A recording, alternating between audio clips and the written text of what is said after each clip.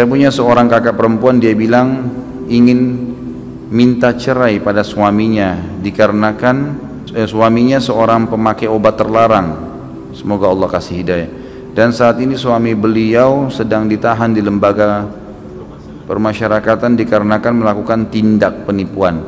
Salahkah Ustaz kalau istrinya minta cerai? Hal apa saja dalam Islam di mana istri boleh minta cerai? Tidak salah. Jadi kalau suami sudah sampai melakukan dosa besar, maka boleh istri mengajukan cerai. Itu salah satu penyebab.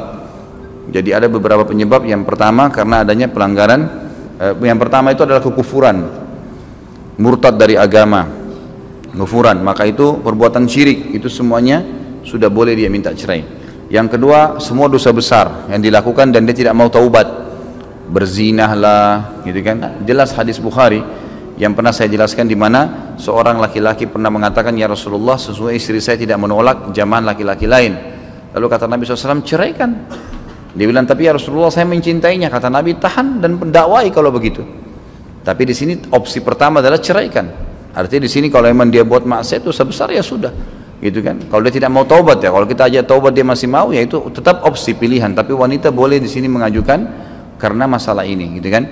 Yang ketiga, dia boleh mengajukan cerai kalau si laki-laki ya sudah hilang informasi itu. Yang paling kuat pendapat ulama kurang lebih 2 tahun. Kalau misal lagi berlayar ya, pergi bekerja, lama memang nggak ada berita, nggak tahu ini hidup mati, nggak jelas.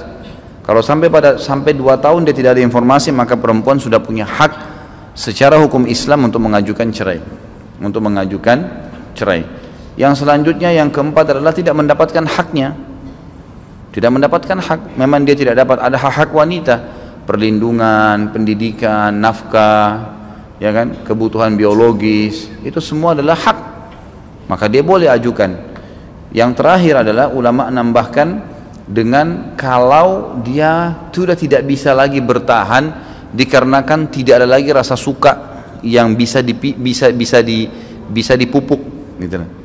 Seperti pernah ada terjadi seorang sahabiat yang menikah dengan seorang sahabat, kemudian makin hari dia makin benci dengan suaminya.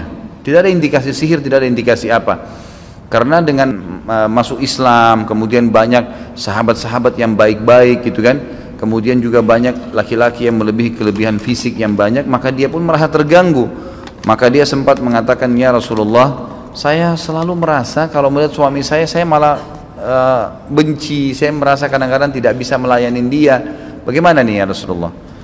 Apakah boleh saya ajukan cerai? Kata Nabi SAW, kau bisa nggak kembalikan maharnya, apa yang dia sudah kasih sama kamu? Dia bilang, saya kasih ya Rasulullah, saya kembalikan. Kata Nabi SAW, baiklah kalau begitu, gitu kan? Baiklah kalau begitu. Tentu di sini bukan kita buka pintu perceraian, tapi kalau seorang wanita, kata para ulama, bertahan, maka itu jauh lebih baik. Itu jauh lebih baik.